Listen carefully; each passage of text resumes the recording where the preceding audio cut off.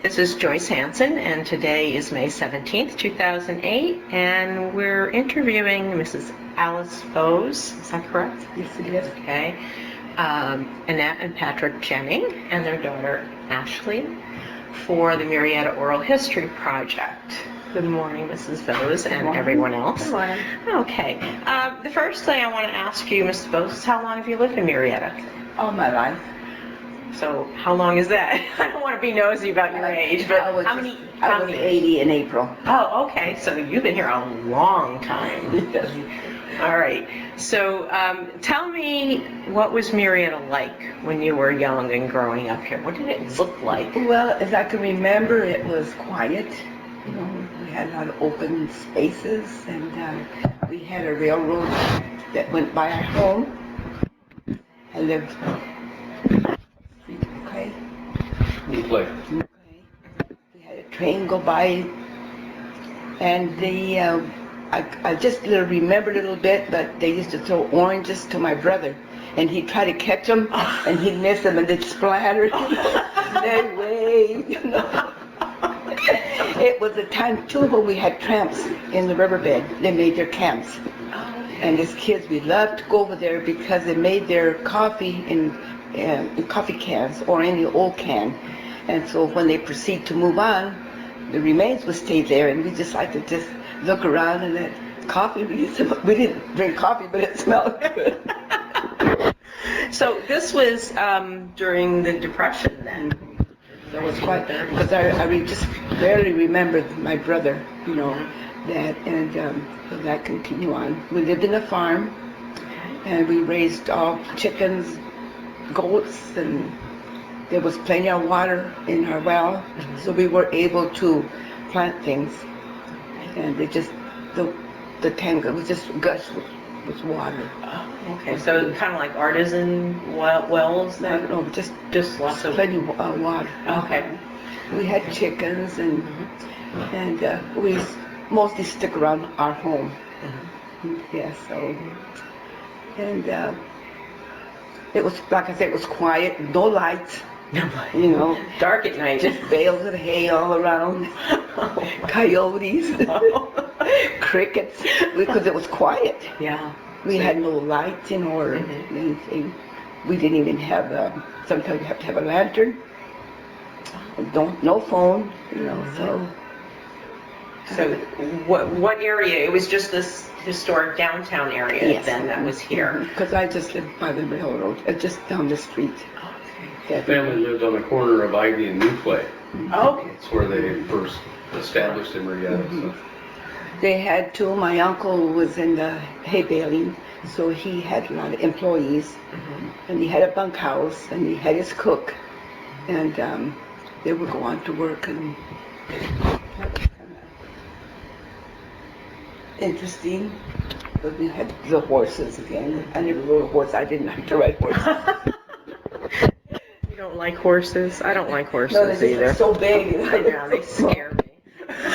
I've been on a horse once. That was enough.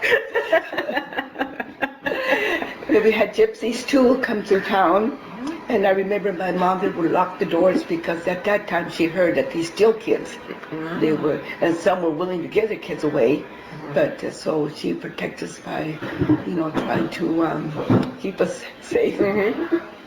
And I don't remember the lady that whipped the horse. I just heard of it. The lady died.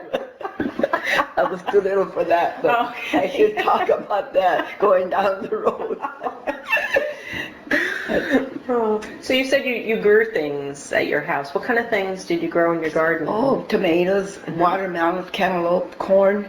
Okay. Just about everything. Oh, so most people grew most of their own food then? Yes, we did. And raised your own food if you had chickens and we had the chickens, and then butchered, you know, the chickens, and had rabbits. When my father no longer could work, then we had the rabbits. So that's watermelons. We could just take our pick and eat the heart. Oh, the good part. Yeah. So. Right. If you had to buy anything, if you needed to shop for anything at stores, where did you go, or what was here that you could go to? Well, we had a local Burnham store, And when we were little, I guess there was a big market, and you could get meats and everything right here in this little shopping center. The post office was down to that. But the post office, where the donut shop is, that used to be a post office. Oh, okay. All right. And then there was a market. So there were some little local... But not shopping for clothes. You know, we'd have to leave town. Oh, okay. So where did you go? Well, sometimes Elsinore, we ended up in Riverside. When the kids got bigger, then we got to Riverside too. Buy their clothes and stuff. But then we had Lake Elsinore, just a little bit of... But then, too, my mother would make our clothes. Sometimes I was growing up. Right. But not after my kids got it, but Okay. at that time. So you didn't make their clothes, but your mother made your clothes. Do you remember where your mother would get the fabric to make the clothes, or? I don't really know. Okay. They probably when they had to go out of town. Okay. To buy. Okay, I was just wondering if, like, because I know during the Depression a lot of people used flour sacks and things because they had those really pretty prints on them. They had an elevator, the Marietta elevator up here, and they used to have the feed sacks. Oh, okay. I made skirts. Yeah. And my mother-in-law made clothes for the kids, and I thought, gee, I hope I wouldn't get so many, because she made my husband the shirts and everything. But then after a long time, you know, it comes out in paper how they had that. Yeah. See, my mother, after my father became ill, then my mother took a job in Lake Elsinore with a WPA or something. Oh, okay. And then she would make the clothes, and sometimes she would get us clothes, and she'd remake them to make them more stylish for us. Oh, okay. So her job with WPA was sewing then and clothes making. Because my father was ill and he couldn't work, and they didn't believe in welfare. We have to make it on our own. That's how we were raised. Yeah. That's really interesting. I didn't realize you went back quite that far. Well, you see, I'm 80. You know? Yeah, those are great stories. See, because no one else I've interviewed has those stories about Marietta. Because even Mrs. Park didn't get here till 1964. No. So it's much more recent than what you remember. You'll interview Marvin Kerner. We went to school together. Yes. And he'll be celebrating his 80th. Yeah. So he says, Alice, you have to hang in there. You got a long way to go yet. Her father used to work at the silica mine, and that's where he got sick. Oh, okay. There was a silica mine. All right. And on the antelope, they call the antelope. I got pictures of the mine. That's when they start destroying it. But my father, the machine's there, the jackhammer, he still got the... Yeah. And my mother said when he'd come home, his clothes were just stiff with all that silica just glued to him. Well, he got sick. He died of silicosis. Oh, okay. So There was no respiratory protection back then. right. Yeah, I was going to say that when my grandfather worked in the mines, he worked in coal mines, and there was no respiratory, same thing. Exactly the same thing. And he died of what they called brown lung back then, but, you know, it's the same type of... No insurance for the mine, it shut down, and so he became ill, and mother took care of him for 18 solid years. It's a long time. So we stayed pretty close to home and done the chores, feed rabbits, go to school, you know. We were the type of kids that we didn't get a ride to school when it rained. We had to go in the rain, go back in the rain. You put on your raincoat and your galoshes and just sloshed We off. didn't have a raincoat. Oh. Took your umbrella and sloshed off. No, we just ran. Just ran. I said, gee, we wasn't lucky when those people had their cars picked up their kids. The teacher was trying because we could be late. We had to feed the rabbits, you know, before we left. And the wire, sometimes we would get, you know, we got to school, we got a little bit late, and the teacher, bang, with the ruler. We told my dad, we got, well, it's too bad they get up a little bit earlier.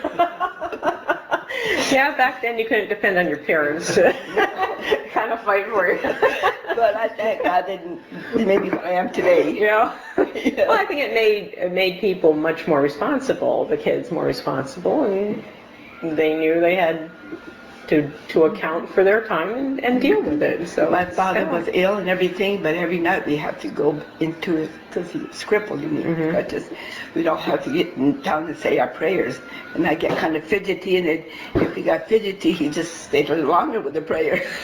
He just had a bad patience. I remember that. I can still picture that. I was telling the kids, it's funny. There's so much to tell, and I can go back and remember. Yeah. But yet, you forget some things in between. But actually, it just comes like a movie. Yeah. It comes. Yeah. You remember all those. They kind of like movie in your mind. It just kind of goes through. That's as well. Because sometimes I do forget names, but sometimes I just remember people by names. Who cares what their name is? I just know them, smile. So when it comes, I kind of stutters and I try to think the name. That happens to me. I'm nowhere near 80 yet. Although some days I feel like I'm over 80. So are you recording this? Oh yes, you're being recorded. See, you didn't even know. Just keep talking. Just keep telling me these stories.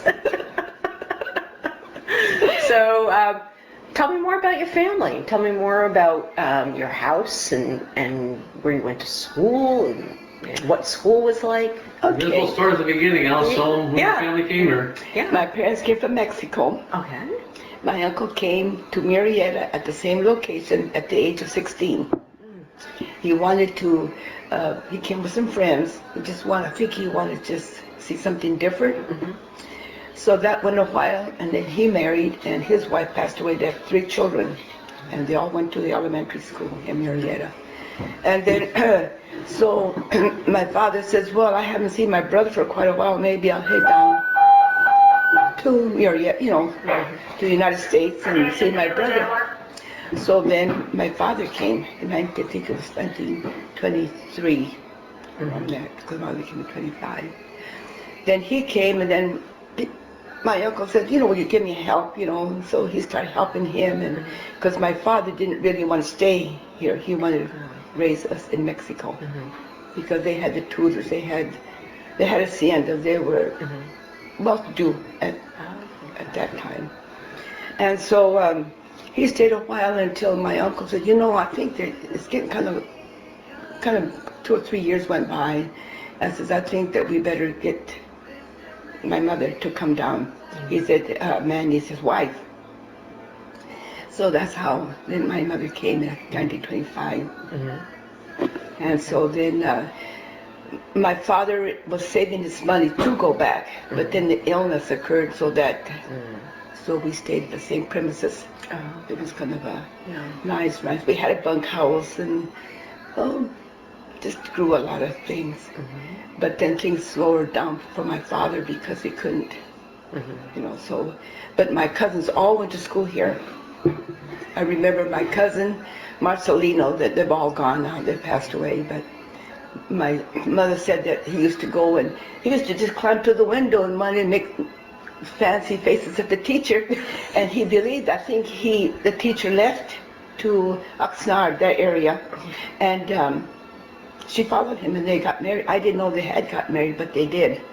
Married the teacher, the big tall guys barefooted. I didn't know what shoes that time, right. And so then my mother stayed and then stayed. They couldn't go back because they used their money. So then we started school. So we all went to the elementary school here. Was that how many rooms were in that schoolhouse? Well, it just seemed to me like there were 2 big rooms. It seemed like, because there wasn't that many kids. Right. I have the book of the school, if you want to see that. I do. I'll show it to you. Okay. And there was like 4 classes together. Okay. So we all went to school there. And after, how many grades did that school go up to? To the 8th. To the 8th. And after 8th grade? Into the Elsinore High School. Okay. There was no schools. Okay. No transportation. There was a bus. Because it was really, we had the Greyhound bus. It was kind of but we had to go to the school bus, or the parent takes them. Okay. But we had fun at the school, the old school. That's why they want to park now. So, when you went to the old school, I mean, did you go in the morning and then come home for lunch and go back We to could school? come home for lunch. We came home for lunch. Okay. We came home for lunch, and then they had like other games. And, we compete with other schools. Oh, okay. We had relays. I wasn't very good at arithmetic, but I could run. I would like to draw. They had penmanship contests. I got diplomas for the penmanship. And run, art. I drew a picture one time. It was Marvin and Buster, all of us. We were not in the first, it seemed like more like the 7th and 8th grade. So they wanted us to draw a picture of a ship, and Mr. Hunt put the picture how he wanted us to do it. So we all took a stab and drawing. Well, guess how I got the prize for the ship, the waves, I can't remember. Well, he said for every day that would stay there, nobody else would be better, they would get 25 cents a day for if anybody could. Well, mine stayed there, so mine ended up in the Pomona Fair. And so, I just thought that I was the greatest, so much. So after they brought it back to the school, they gave it back to me, and of course I was so thrilled that I ran all the way from school to the home like this. So what it do, it just tore it up right in the middle. I didn't think about rolling that up. I was just too excited to get it home. And then we had another boy that used to get so mad at the teachers in the game, that lose their game, that he kicked the cement wall there and broke his foot. And I said, see, you should have. That didn't get you anywhere. That was Clarence Rail. Clarence Rail.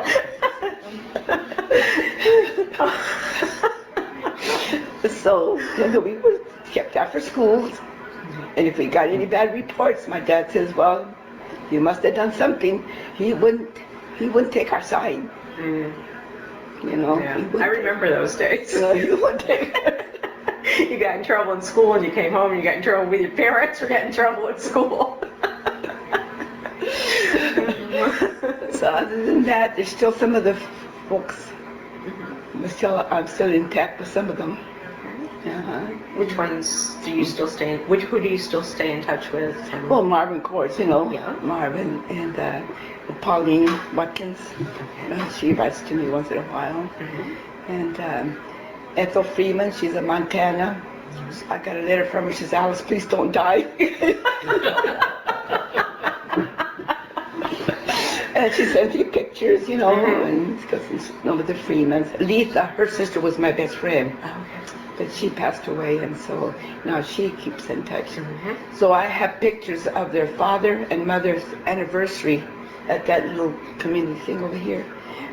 I got invited, so I took a picture, and I have it, so I made copies and sent it to them because they misplaced theirs. Oh yeah, they can tell you about the pictures.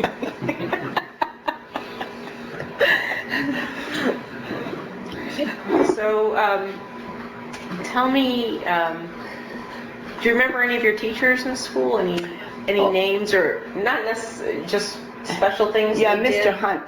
Mr. Hunt, too. I remember him. He was a strict one. And then I had some that I can't. I can't remember the other ones. I have pictures of them, but like I say, I don't. The name didn't. They just was there. Yeah. Now I understand. Margaret.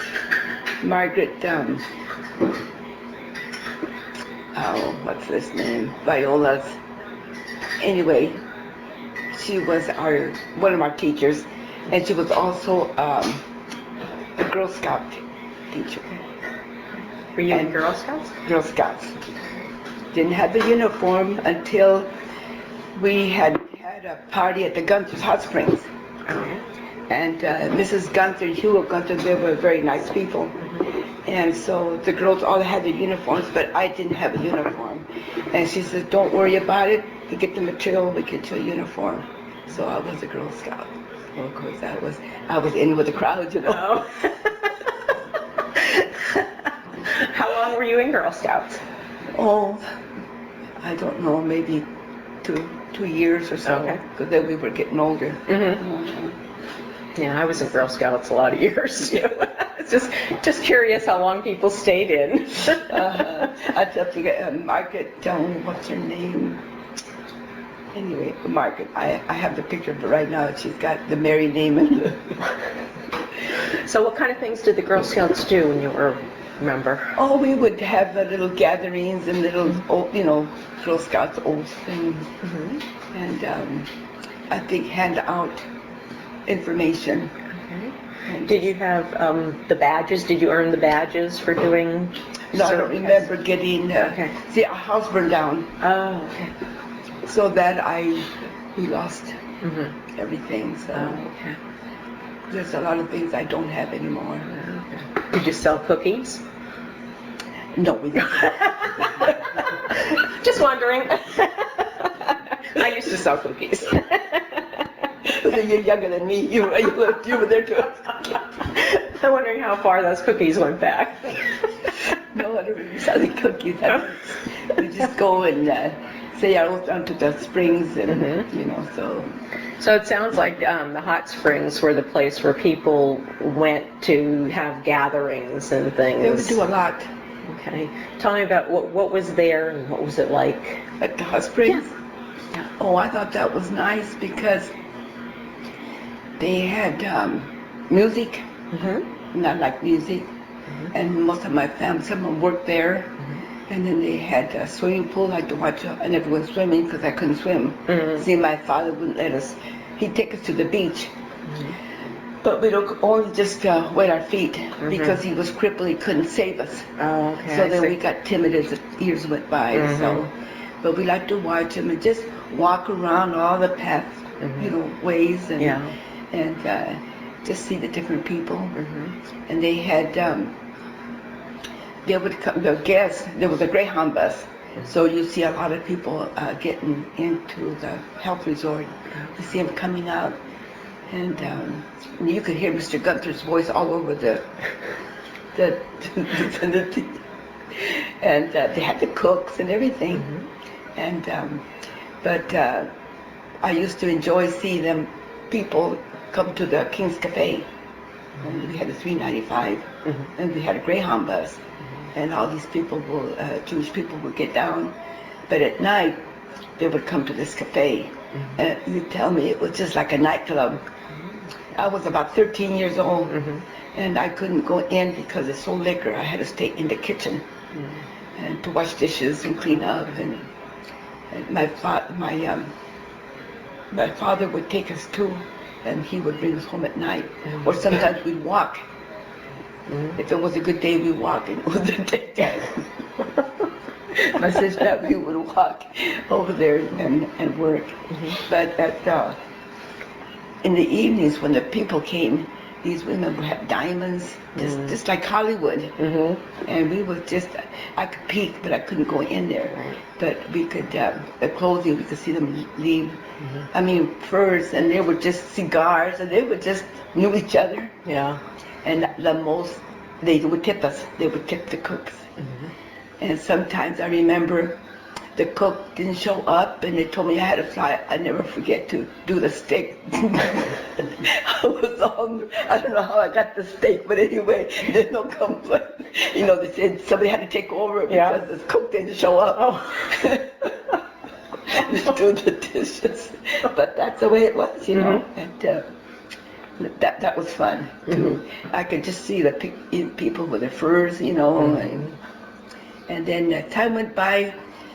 During the day, I think it was before lunch or around lunch, John Wayne came, and everybody said, "Oh, John Wayne's here," So I wanted to see him, but I couldn't leave. But anyway, they gave me permission just to hand him the hamburger back in the kitchen. So I got to see John Wayne, got to give his hamburger. So those were meant a lot too. Yeah. The different movie stars that come in, but that was really like a nightclub. You would probably remember. It was just busy, and little bit of Jewish, darling and all that, it was, but that was something, we had to go to work. My dad did not want welfare. Yeah. So we had to, he didn't want anybody to be, he wanted us to, and that's what's made us the way we are too, that we work. Yeah. How many children were in your family? There was 4. I had my sister Mary, Okay. and my brother Fred, and then me, and then my little brother Arthur. Okay. My little brother was like horses, because this is wild horse land. They had competitions. This, he would win some of that. Was it racing or jumping or? Gymcanas. I'm sorry. Gymcanas, which are like horse skill, barrel racing. Oh, okay. Not necessarily rodeo, but Right. Bart was big with the gymkhana stuff, the showing and the skills. Okay. Really. And there was friends, Mr. Sam and Diego, there's a few people, but he liked that, so. And that was, because when he comes over to see me now, he's in Oxnard. He comes over where the farmer market boys, he says, Al, remember I used to ride horse all over this place? Back here, it was just open field, so. Yeah.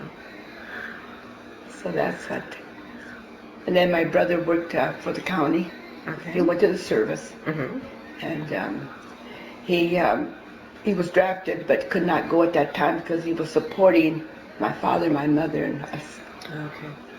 So they deferred him, and then when my father passed away, then he had to go back. Then he went to the army. Okay. And He was in Korea. Korea. Okay. Yeah, I was going to ask you if that was World War II or Korea. Korea. What was it like here during World War II? I mean, did a lot of the men leave? Yes, a lot of the women, we went to the fields, picked up, like with Miss Kane Ranch. There was fields of watermelon, cantaloupe, and I know I was one of them, and some of them worked because there was, things like that the women helped. Very patriotic. Yeah. When I graduated, it was all patriotic. I had my little graduation thing, and it was just all the songs was patriotic. It was during that time that people really was into the helping. Yeah. Were there orange grows here or packing houses? No, as I remember, we had just vineyards. Okay. Because some things here froze, they didn't. Oh, okay. But vegetables and maybe different locations there were, but not around here. But Okay. But grapes have always been over here. At the winery, there was. Right. Yeah, I know Temecula has the wineries out there. And a few here. So how am I doing? You're doing great. This is fascinating. This is the best interview I've done down here. I'm not kidding either. What churches were here? We had no church. There was the Methodist, the Holiness, nothing. This one over here. This changed, but I've always known as that Episcopal Church. Episcopalian? Okay. So your family, I'm assuming, was Catholic? Yes, and we had catechism. If we were the Swains. Now, Bonnie Swain is the only one that I know of, the Swain family, but her in-laws and her husband, they used to, they passed away, but not this lady. We used to go to their home for catechism. Oh, That's all. and that's it. There were no church services. No, we'd go to Temecula or Pala. Okay. And that's when the kids got older than that. They went to Pala, Temecula. But mostly it was somebody picked us up, we're at home. But the people from there was a town where, I don't want to talk about prejudice, but I mean, there was a few, Methodists. We were just like family. They would invite us. There was nothing. It was us, and they would invite us to their doings. So I didn't know anything, Then they had another church that I'm telling the girls, Holiness Church. It was in this street here, on the at a corner of this, not this street, but the second one. There was a lady They used to have a strong voice, you know, and you could hear her all over Marietta. We had to go to school because we had to walk to school, and she would just sing, and boy, that piano would go, you know. Not Mrs. Witcher, I don't know, but anyway, she was just, and boy, we just go by and we go to. But next to her was the church, the Holiness, and then Mrs. Lakeman lived in between it. But anyway, there were 3 sisters of McDonald's. That little place is no longer there. There was a little house over here, like a farm. And so they have church services. And we were getting to be teenagers, and my folks were strict. We could no date, no, you know, and we couldn't go anywhere.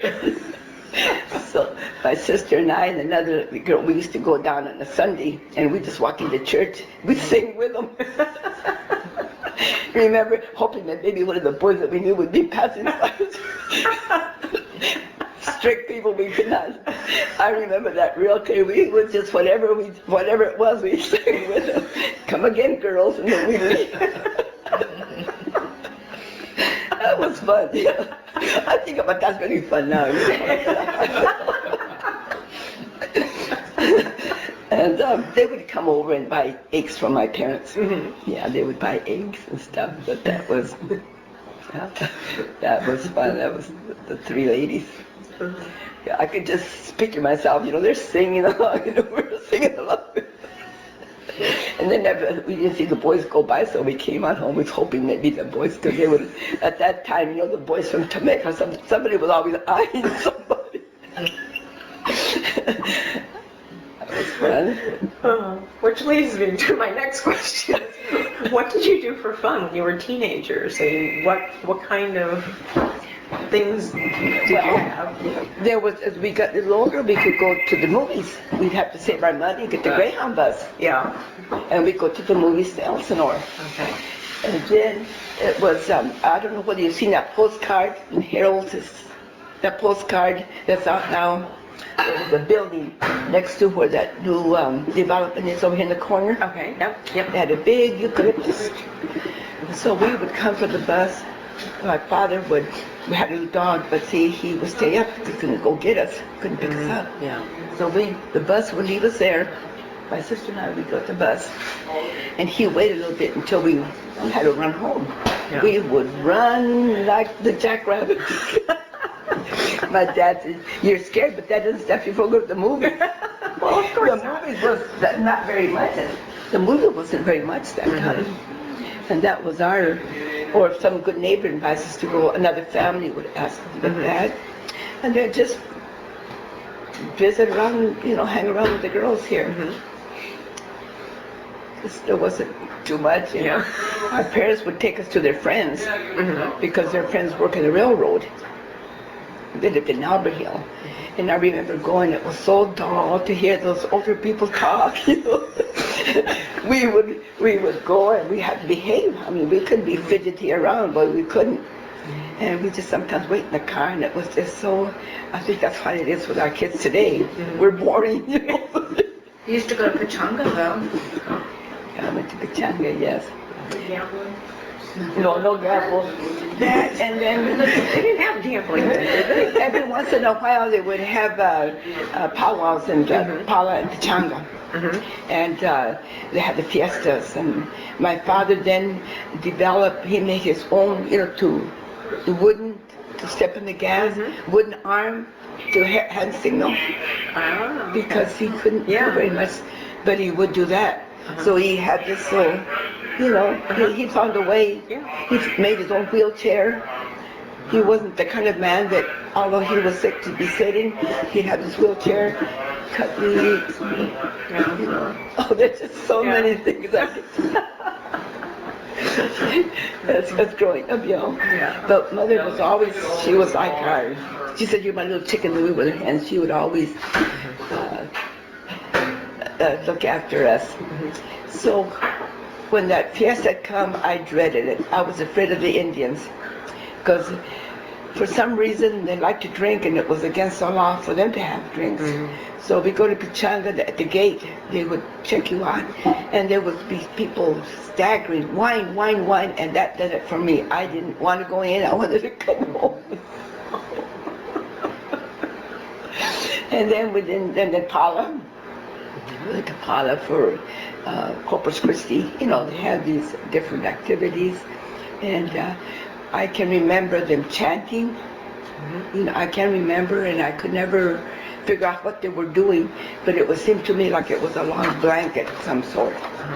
And there was men behind it, and they would chant, Tanea, Tanea, Tanea, and they kept, and I was wondering what they were singing, and we would see that in the sky, eat fire, you know, and that. So the fiestas, you know, things like that. That's where we had all that. Were there any Mexican fiestas that the neighborhood would be involved in? No.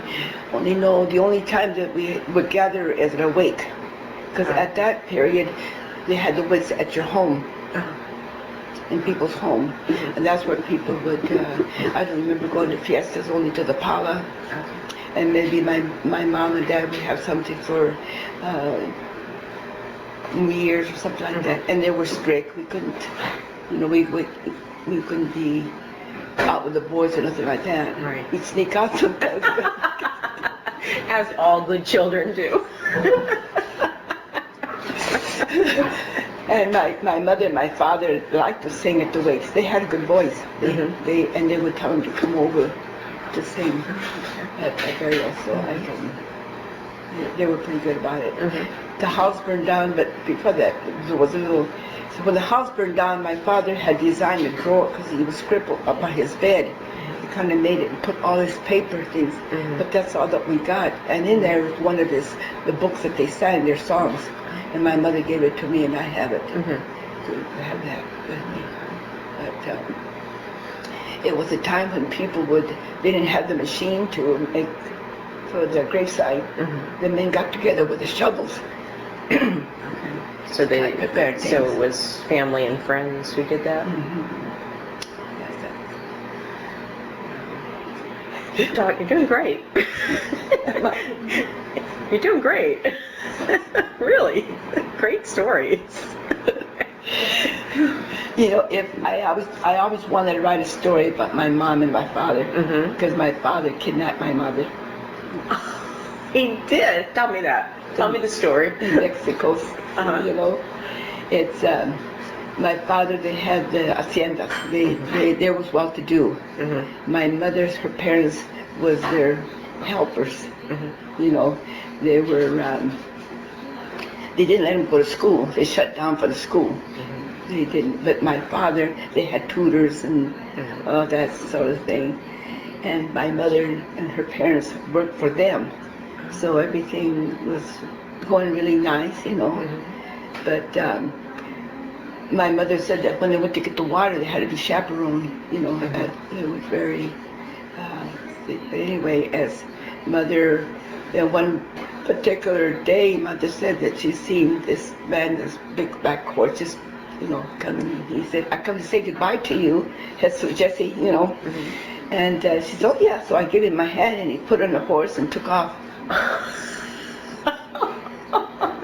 How romantic. Oh yes. And my mother says, "Let me down, let me down." And then she said, I think it was her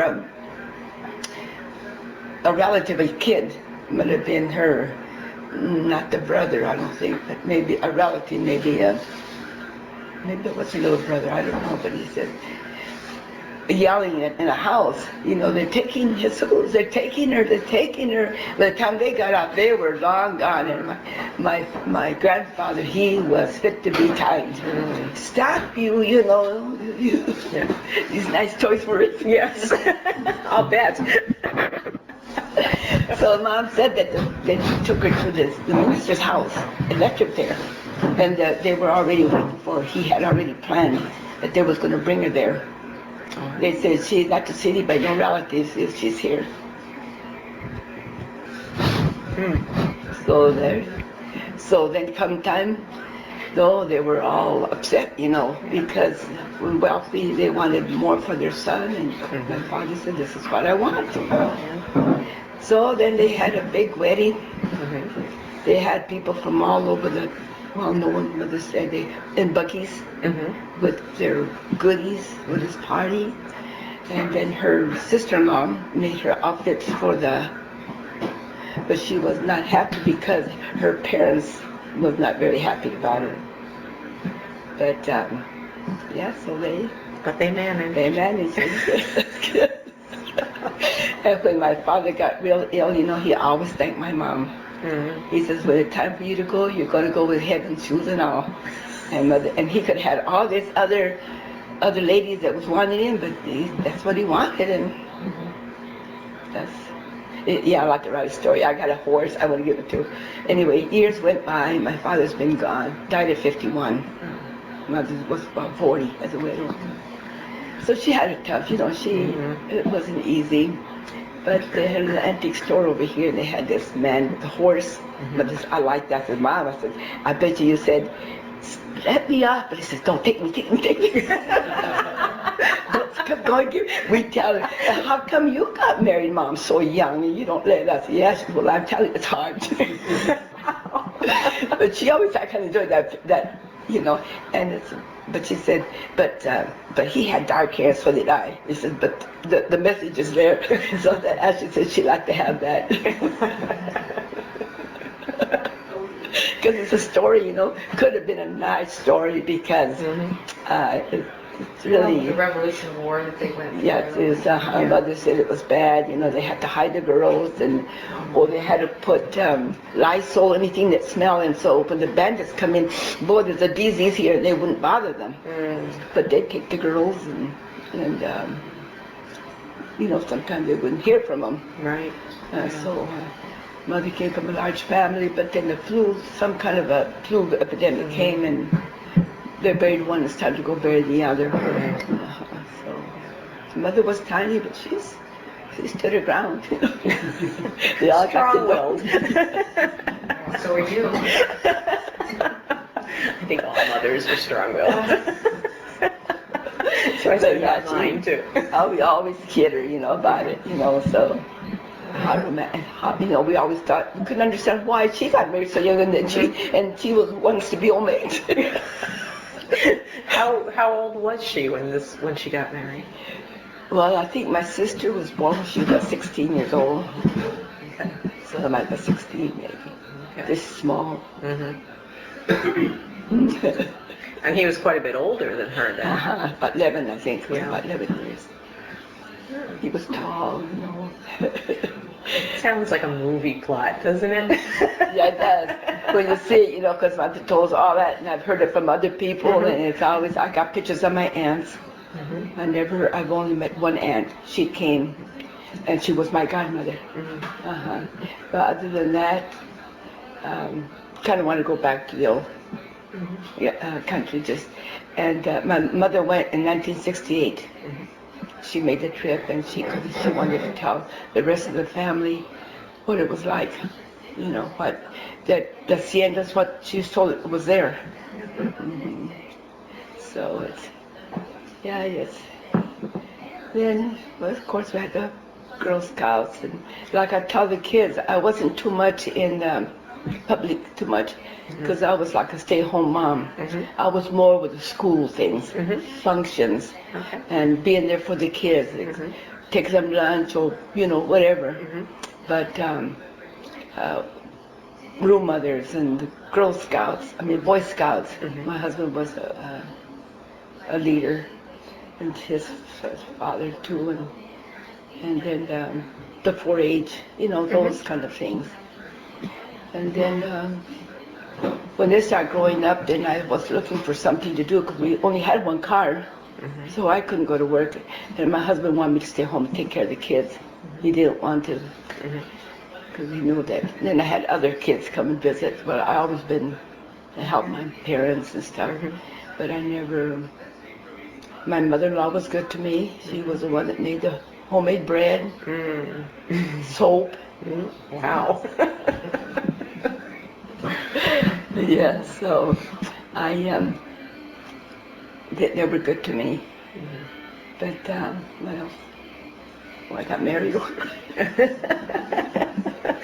So tell me about your children growing up here.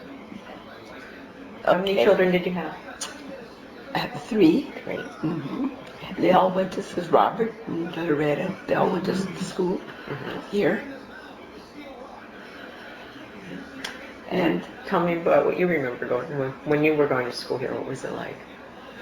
It was small. I think my 8th grade graduating class was only 12 out of the elementary school, Adams. I always remember my mom always bringing lunch to the school for my friends. Handing it over the fence and stuff. I was, president and all that for the 4-H. I was into the horses. Oh, So, yeah. it skips a generation. Yeah. So I think that's all I actually really did was just horses. Do you think that was because of your uncle and his interest in horses? Did that? I don't think so. I think I just liked I think she them. just liked it. Yeah. That's always Rode like all over the place. Night riding. So there was still a lot of open riding space here then. We had an arena where the community center sits right now. Oh, okay. And we had gymkhanas and yeah. Was there a high school here? No, you had to go elsewhere. West Elsinore, with all the Indian girls. We were the last pickup of Marietta. So the Indian girls had full reign of the bus. So it was one of those, as soon as you can drive, you drove. Oh, okay. Had a carload of kids with you. Yeah. And we had a skating ring where the community center sits, and had movie nights in the summer. it was like Halloween. We'd get in a little car and we'd go trick-or-treating. We had these favorite little places. Didn't have to worry about needles and knives. It was just real comfortable. Yeah. Well, I might have, I wrote in, they had a stagecoach come to Murrieta in 1958. They parked at the post office. I got a picture of the kids lined up. And then each kid had to write a letter. I still have a couple of those letters. Then right where I said the donut shop is now, there was an office there, Dr. Sturgis. Well, he not delivered, but my mother went for her checkup, and that's when my youngest brother was expected. So she had the baby 1932.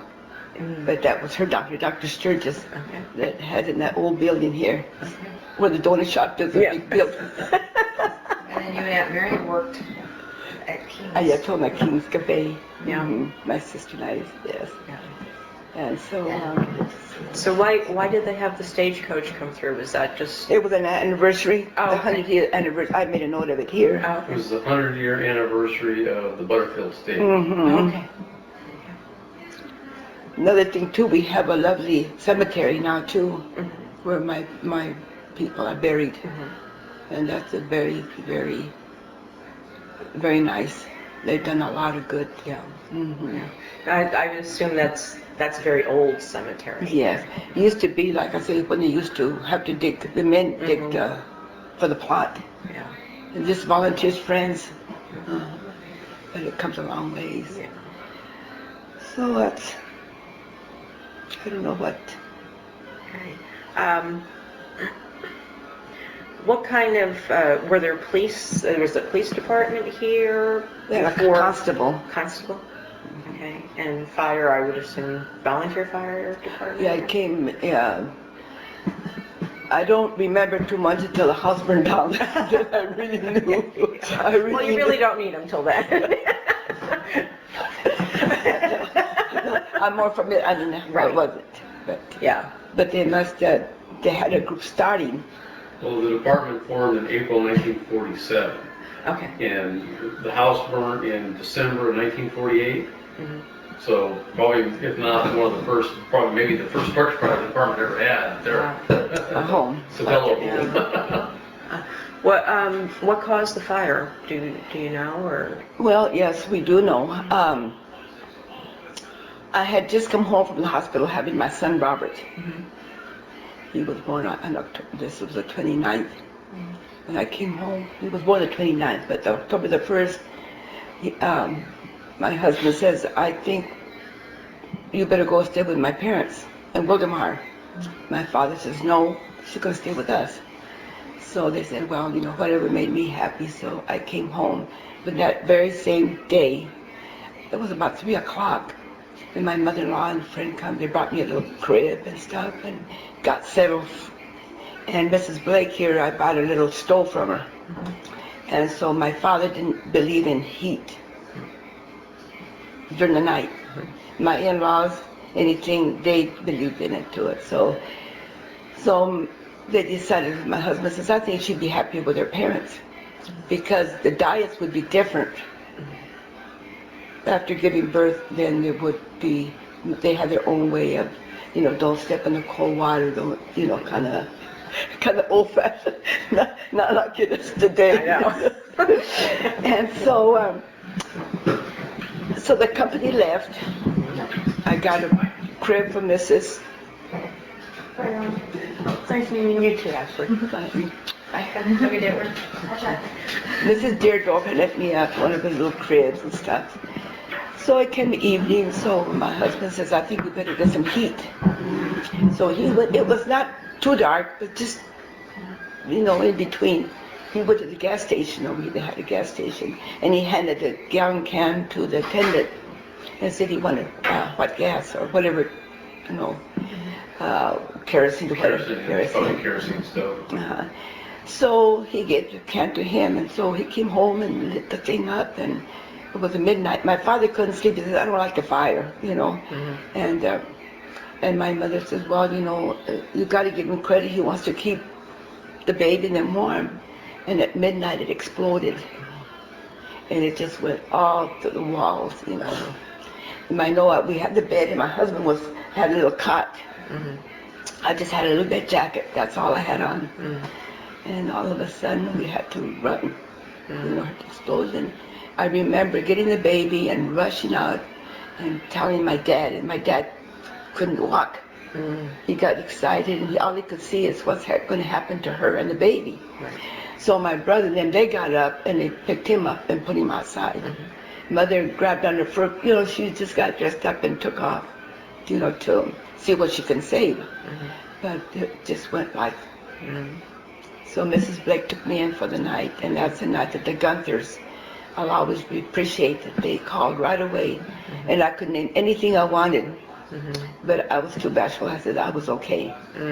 The Red Cross, then I came out in the paper, I have the clipping. I said, whatever I say, I got the backup, you know. So anyway, they sent me a little bag of the Red Cross, and I said, Mrs. Blake stayed for a while until, in the meantime, my parents had a little, it's like a little trailer, but not, it's supposed to be a little bit like a mobile home, but little, because they don't believe in paying rent. They want us to have something from the beginning. So my husband worked at Riverside, so they brought that over, and the one album that I had was in the trailer. And so we lost everything. My father, the drug him out, he was become smoked, and he passed away on Christmas Day. It didn't last long, but anyway. But that's how we lost the fire. Then right away, they had a horse organization. The horse. Murrieta Riders and the volunteer fire department. And the fire department. By 2 o'clock, there was everything we needed. We had the bunkhouse. They brought clothes. They brought food. By 2 o'clock, they done everything they could for us. Raised money to start a little house, which there wasn't enough fun to make a good house, but it was temporary, and it done the work. And so that's why I feel like if I could do anything for the fire department, I'd like to do that, because they were there for me. The house 50 years though. They were in the house 50 years after that.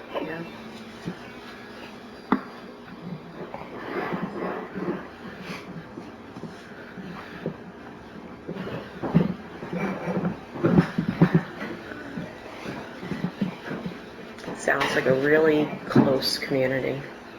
People who cared about each other and worked, to help each other. That's when you know you have a good community in times of crisis. That's it. Look, I always said, well, I always wanted to live in the city, but the city came to me. What do you think of that city coming to you? Yeah. So I have we were married for 47 and a half years. Mm-hmm. I have a son, Robert. Mm-hmm. He's a grandfather. Mm-hmm. His son and his wife, they're all good. Mm-hmm. And I have a daughter, Loretta. Mm-hmm. And she's busy with her cars. And he works for Edison, my son-in-law. Mm-hmm. And I have a grandson, Scott, and Anna.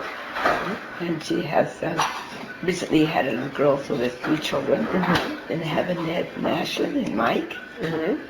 And I have a sister, Mary, and a brother, Fred. And so they're all, Scott's not married, but, Yeah.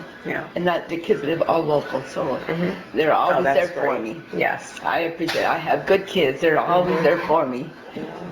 Sounds like you've had a wonderful life and a wonderful family. Oh, yes, I have a wonderful family. Yes.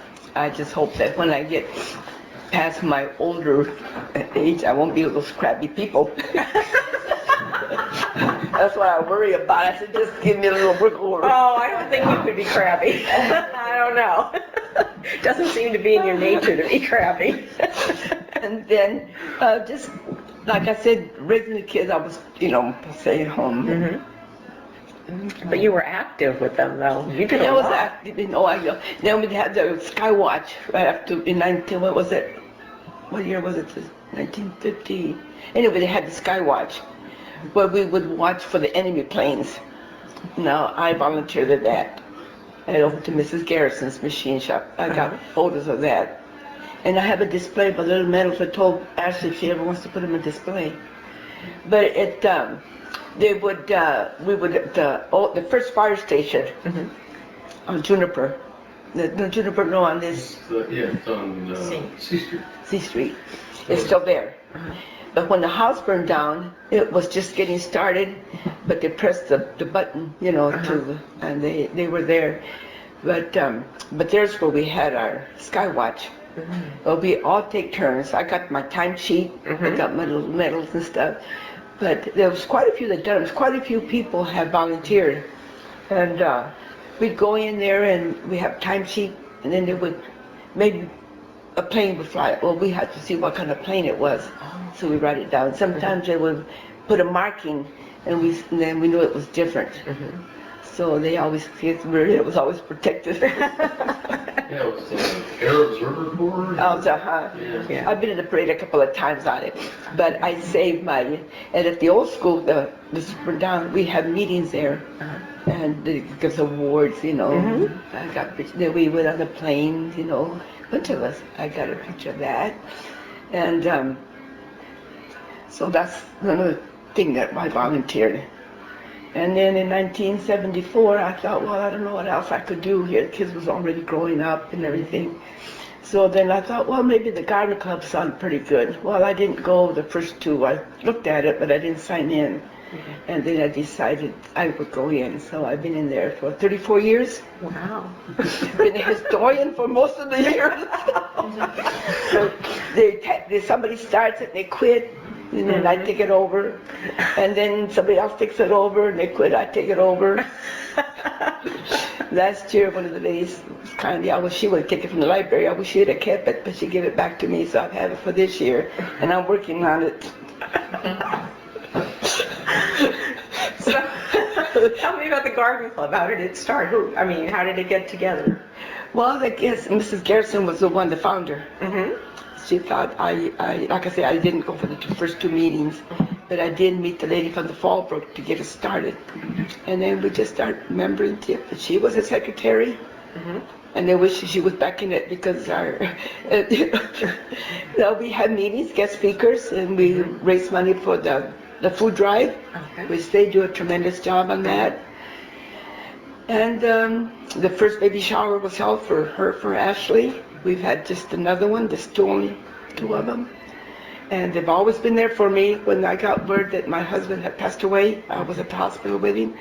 But when I got home, there was already things on my table to help me, so that they have been good to me too. So So Marietta didn't lose that closeness. No. Everybody still helps each other. Yes. Which is nice. Yes. And when we were, well, maybe we were in their teens, there was the Inez Hunt, that little building next to the community. I got the pictures of the groundbreaking on that one. But the little building, they had my 25th anniversary there. The kids had that. And then there was the lady that owned it was Mrs. Hunt. And she was ill. She couldn't lay down because she had a goiter. So she'd always have to be, you remember her, always had to sit up. And I remember now that we'd all take care of her, take turns, but we never expected, even think we were going to get paid. We done it just to do it. And I remember several of the women, we'd take turns. I sat with her a few times just because she couldn't be alone. Right. And then different people, they were just practically all, I forget who's been there at that time, you know, but Mrs. Lloyd, and then we'd all take turns and we'd sit for a while, and we never thought, well, you know what, pay me. We never thought about it, you know. And then too, when anybody got married or had a baby shower, we didn't need an invitation. We would just automatically help that person. You know, not like today, you know. Right. But you did. I remember that very well, that we would go to support it, whether we needed an invitation. Yeah. So, I could just go. I don't. Okay. So now I suppose you've seen a lot of changes in Marietta, of course, with incorporation. Are there things that you wish didn't change after the city became much larger? Or things... No, I like to see maybe our main street here a little bit more like, not like it used to be, but kind of just keep some things up, you know. But we needed a change. We need people to find jobs, you know, and some don't have to drive so far out of town, and that's been good. We have the fire department, we have the police department.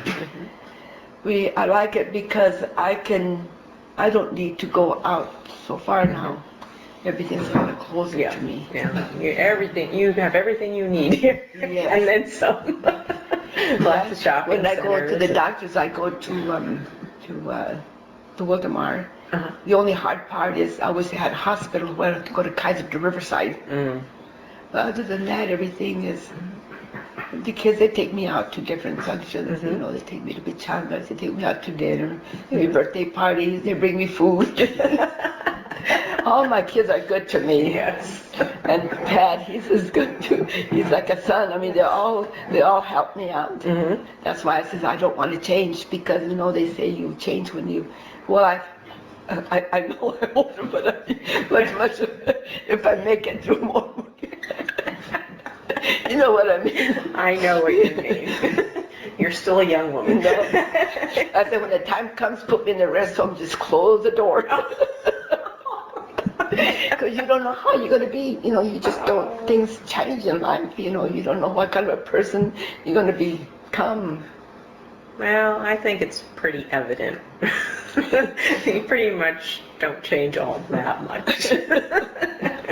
Unless there's some physical reason, but generally people's personalities are usually what they are. Yeah, so, but you guys can. Oh, you're doing good. Am I doing good? You're doing great, yeah. Well, it's just so, I mean, you know, after this, I'll show you the pictures. Okay, that'd be great. It's cool, so. Okay. I didn't go to high school. I went to visit the high school. But it was a time when we couldn't afford to look nice. You know, when the hippie days came, I said, gee, I would have fit in that era. But you know, my dad says you go to school, but there's no was nothing. Right. You know, we couldn't afford lunches. Mhm. We couldn't afford clothing, you know, like the rest of the kids. Mhm. But I have to give my sister credit. She was the first Hispanic girl graduated from Elsinore High School. I have to. She was a little older and she was able to get a little bit in different jobs, and she worked. Yeah. You know, she would work, and she was in a car accident and she still went crutches. Mhm. But she made it and she graduated. Good. And that was good. I was happy for her. So she wanted to pay my way, but I says, you know, because I still have her graduation card. She gave me some of the things I did couldn't see, you know, where she says, Alice, I wanted to pay for this, but I don't see how she could have, you know, because it was just not too much money those days. 25 cents an hour to clean people's house. But, you know, I was in school plays, you know, sing South of the Border up in the adult school, you know. Before it burned down, my husband, we chaperoned Mhm. the key, you know, because of the times we had to walk the grounds, so to be, you know, just kids flew planes. They had model planes. Got pictures of the kids over in the ground. They were flying the airplanes here, my boy and all them kids. So she wanted a horse. My husband, see, she got a horse. So you were one of those kids, huh? What do you want for Christmas? A pony?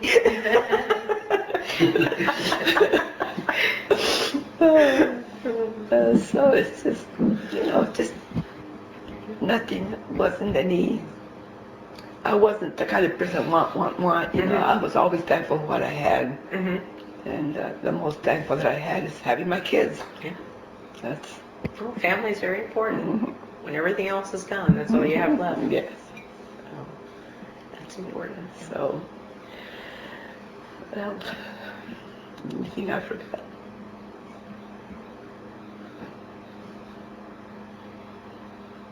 Want to switch gears? Can I ask you a few questions? Mm-hmm. Both of you. Well, both of us. Both of us. And the match set with us. You can, that's okay. It's like my husband and I. It's like we're bookends. Yeah, I understand. So, when Marietta was talking about incorporating, what did you think of that? We'll talk about more of the recent political stuff with you. Well, I think pretty much the consensus in the community of Marietta at that time was that we didn't want to be part of Temecula.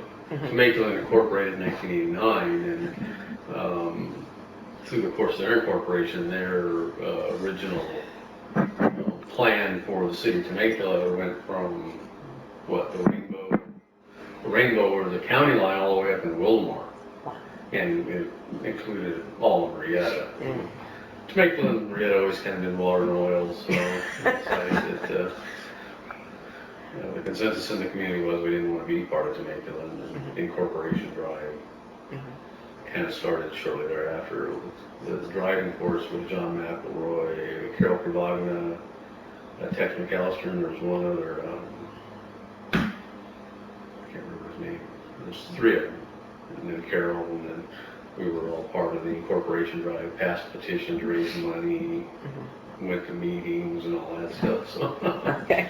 we saw it as a good thing. I don't know whether it was a good thing being a new city or a good thing not being part of Temecula or being incorporated into a bigger community. But the spill at that time was local control, and that was the idea. Mariatta's always been kind of local control. Yeah, everyone seems very Kind of independent. community, so last thing we wanted to be was part of somebody else. So has it turned out the way you expected? No, but that's not a bad thing. It's not about you. We both work in the community. Yeah. Yeah. We both work Well, in the city. I know. That we could have worked in the same community. Because growing up, his dad and my dad all worked at Camp Pendleton in the community, you know. Yeah. That's what him and I are saying, and Ashley, you know. Who would have thought we could have careers in Marietta and be able to live and thrive, you know, so. Yeah. And on the whole part, it's been good. It had to happen, so there's been positive things. So.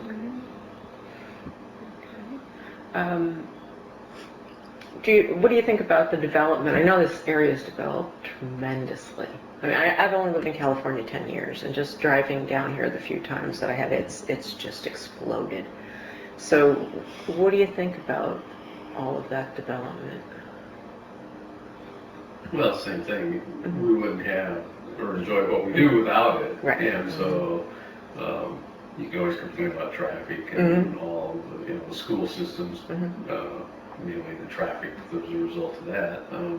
Yeah, but we wouldn't have some of the friends we have. Right. My mom wouldn't have the independence that she has at 80. Yeah. You know, so. It was bound to happen. It was already going before the city incorporated. The city incorporated, just going. So we were, the community we grew up, when she grew up, when Alice grew up, the community was, what, 400 or 500 people. When we grew up, 3,000 or 4,000. Yeah. Now we're 100 plus, so it was inevitable. Yeah.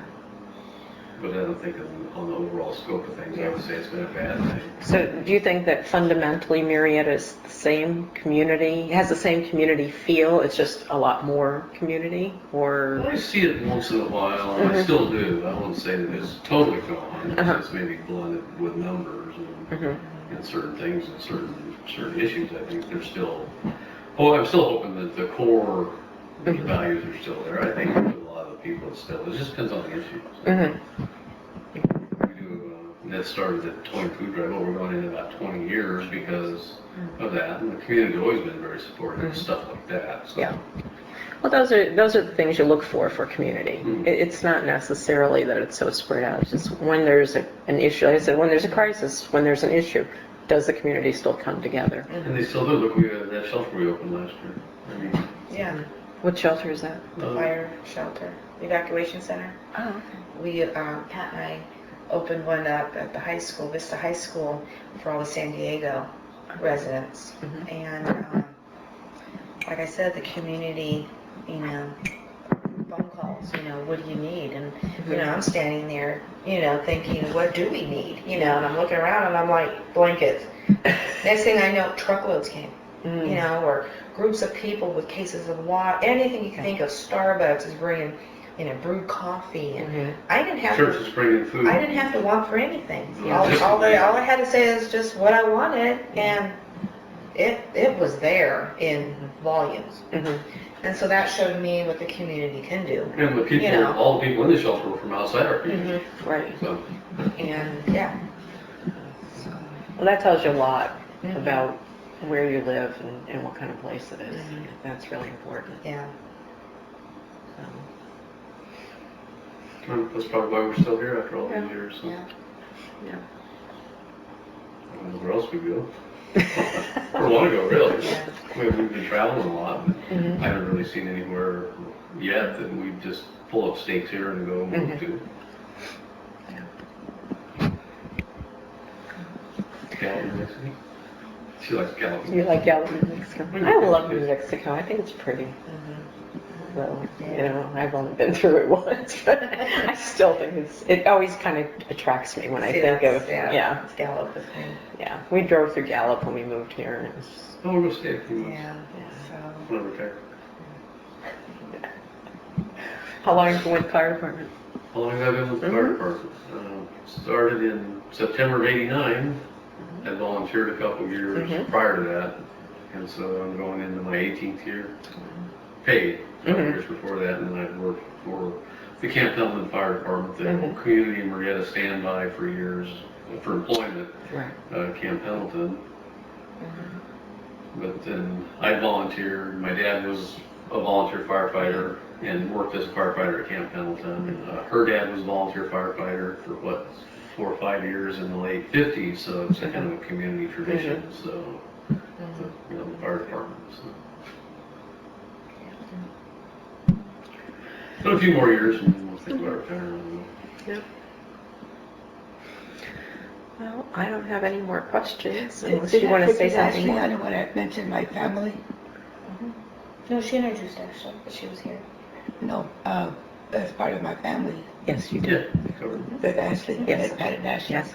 We were proud of her. She's going to graduate. I know. Proud of her. she was real close, and she was good to her grandpa. They just, He was a big kid. Whenever they get him a McDonald's, he'd always want one of those toys. I have them up there yet. See, I don't know if you know the geographical association. Her family lived right down the street Right. on New Clay, and then she lived right next door. And then I grew up on 2nd Avenue for the most part, so she was the girl next door. And it was quite a ways down the block, Right. but there was no houses. So Right. Yeah. So you guys haven't strayed far at all. No, we've been, I had a crush on him when he was a lifeguard at the hot springs. I've never seen her riding her horse all over town when she was growing up. And I see the bicycle going down my street every day. Yeah, she used to ride a bicycle a lot. She said had to get the bicycle out to pursue her relationship on bicycle. Haven't seen me on a bike since then, have you? We've always married 28 years. Mine was a blind date. I had to sneak from my parents that we were going to Elsinore, but my sister was with me, so we went to Riverside and seen Gilda. That was, so when I see that Fox Theater, like Gilda, I remember that was our first date. Shame on you sneaking out. But we couldn't go alone. We had to have a chaperone. And what did your dad think when he brought him home, huh? Oh yeah, that was really If he's your funny. husband. It was funny after when I met his parents. They liked me right away. I didn't have no problem with that. They would make the homemade bread and and they were, they had Ray much later in life. So anyway, but he had a friend in Long Beach, and they would come over, and then all of a sudden they're rabbit hunting on this area, So my sister worked in the cafe, and he says, well, how's your sister? Oh, my sister, she thinks you're a nice person. She'd come home. Why did you tell him that? I can't stop. I don't want to see him, and then tell, oh, what did your sister say? Oh, she thinks she's nice. He says, all right, you have any friends, anybody? Well, you have a sister? Yes, I have a sister. He said, she's kind of young. So anyway, that's how that blind date. But then after we started, I think months went by, so this fellow from his friend, he said, do you really love Alice that much? He says, yes, I want to marry her. I like her. So they were rabbit hunting. So they happened to go by the driveway, but I was cleaning house for Mrs. Blake. Like I told you, get 25 cents an hour. And then there were the Shells lived on the corner there. Where that carpet man is now, they used to live there. So I was coming home, and then I seen the little car, and I said, boy, because my dad, I said, I'm not going to go home. So because I want to get it from my dad, So I waited and waited and waited until I seen the little black car leave, because then there was nothing you could see. Yeah. You could see. Across town. See, from one town to the other. And so it so happened that my little brother, they were going to butcher a goat. So he was out there going like this. So Ray went by, and he says, I don't know about this. If you like that girl, you got to go face, Ray said, yeah, they were going to put Getting the knife ready for him. And they sharpened, and my dad, okay, and then he left. So then I waited much longer when I got home. He said, Alice, don't worry, I'm not going to hurt your little skunk. And here I waited for nothing. I thought I was going to get cut. I waited all for nothing.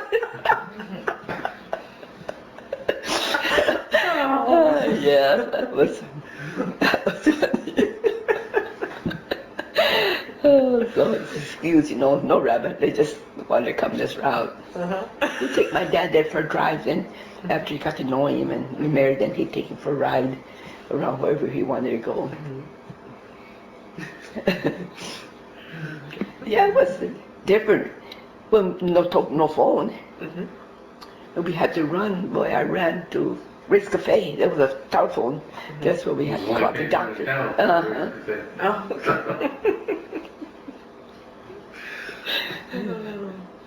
Yes, courting was very different back then.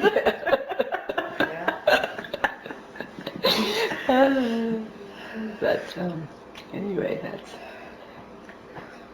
it goes. There's just a lot, when you really. But I did kind of want to write a story about my mom because of the way they talked about that, and it's the way of life, So You definitely should write that down. yeah, It's very important. yeah. So my mother-in-law, my husband's mother, wrote a little story about her life growing up.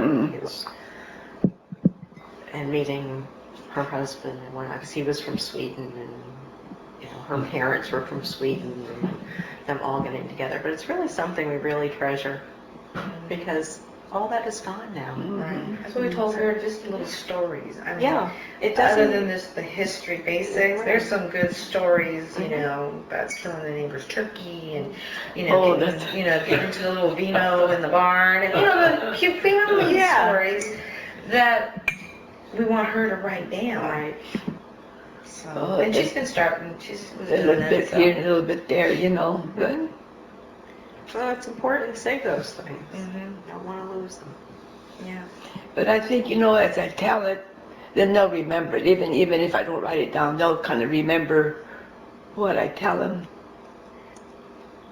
But it's still better if you write it down. They'll remember it over, they might forget some of the funnier things. You really need to write it down. Yeah, we were picking potatoes. It was, like I said, we had to work. I was about 13 maybe. And they was going to pick potatoes. You know where the pachanga is? But on that corner, it's not quite a pachanga, but there's a road, and there's homes out, but that was nothing but field. And they were going to pick, the potatoes. And my dad says, well, we better go. So my dad, we put him in the car and we went, and it was freezing. It was cold. And we were out there when this man came with the paper, holding it up, said Pearl Harbor was bombed. I remember that. It was cold, while it was trying to make fires for us to get warm. When you pick potatoes, what, almonds, walnuts? The walnuts. Olive trees up here, the olive branch. When we were kids, we couldn't afford a tree. So, but Biscotches, the people that owned, before Biscotches, another lady there that she said, well, come and get a branch. So we went and cut a branch. My brother and my sister and I, we drug it to the house. And we didn't have no fancy. There was, a tire, iron from a buggy with a hole in it. We stuck it in there, and we made our own little paper things, We never expected. We were lucky to get an orange and an apple. But see, we didn't know the difference, and we were happy. We were happy with that. Until much later, my cousin gave me a doll, and that was way, And I adored that doll. Never had a doll. And then that's when my sister, then we were in a car accident, and then the boy stayed with us. I went to school, come home for lunch, and she had my doll in a bucket, one of those, Washed up? and the doll was in there, all bloated up, couldn't do anything. And I never really cared for dolls after that. I get them, but really I got the one that my husband got me to swap meet and stuff, but that was, couldn't dry her out. Yeah. But we babysat. It's just a more accurate stories. And I was one of the two that if something didn't go wrong at school, I would confront the teacher and get it straightened up right now. And some were sorry, but whenever I thought that it wasn't fair, I would go and talk to them. No trouble, just sometimes I had a volunteer or two, they were sorry, but I just always say you better be sure what you say and things before. I was always that way, even for church. But there was something, because I had catechism at the house, and one day I was cleaning the porch, getting ready because they did allow the kids to go from school. for a little catechism lesson. And so I thought, well, they could use my house. I would get little snacks and stuff.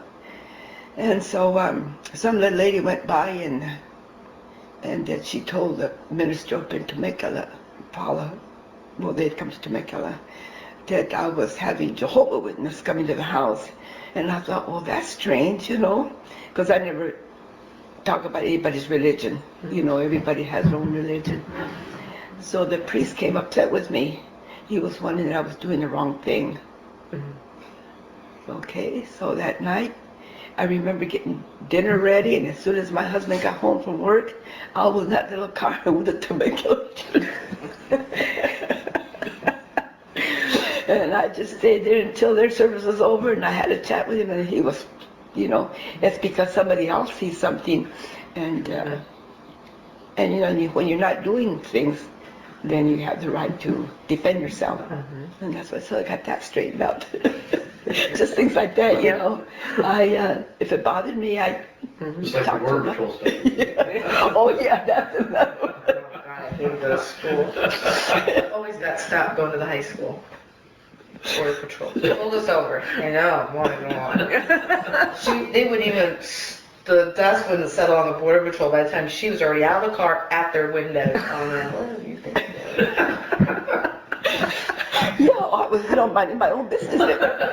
It was those kind of days that my husband was home, and I just got out of bed. I know my hair was all, you know, I didn't have time to take her to school. And I'm taking her to school, and I seen them dust flying. And I said, I know what they were, but I didn't give a chance. I got up, and then, you know, what do you think? I said, And back up, we didn't have very many Mexican families in Marietta. There's just, what, a couple? You want to something, because, yeah. Yeah, so. And I said to myself, you know,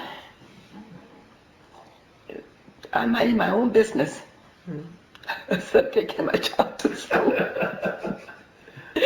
And then he says, well, he was stuttering. I says, well, you know, you're worried about something?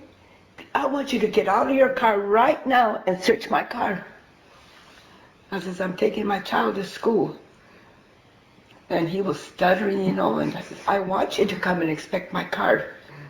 No, that's not necessary. I came home and told my husband, and he was upset. And, but it was the car. It was the green car. And, and they thought that might be, was you coming from the hills?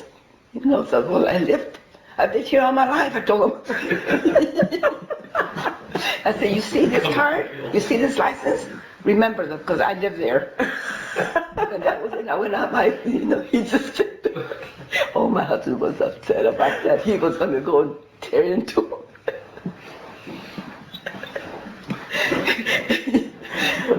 If I had somebody with a little blonde, because I, you know, Peggy, you know, if I had somebody with blonde, then that was okay. But I think it was, they say finally it was thought it was a car. Not me, but it's the car. But you know, I left some dust too.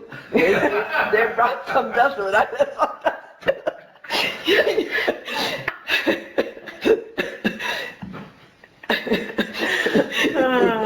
But just little things, you know.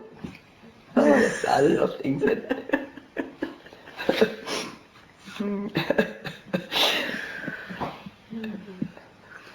But I didn't want to forget Ashley. I want to mention my family, because my little Ashley, I just mentioned her. Because, you know, sometimes I'm a little nervous about the whole thing. I was nervous to begin with all this time. So you've done great. I wouldn't have known you were nervous, and you told us great stories. Yeah, tell the kids, tell me if I'm doing the right thing.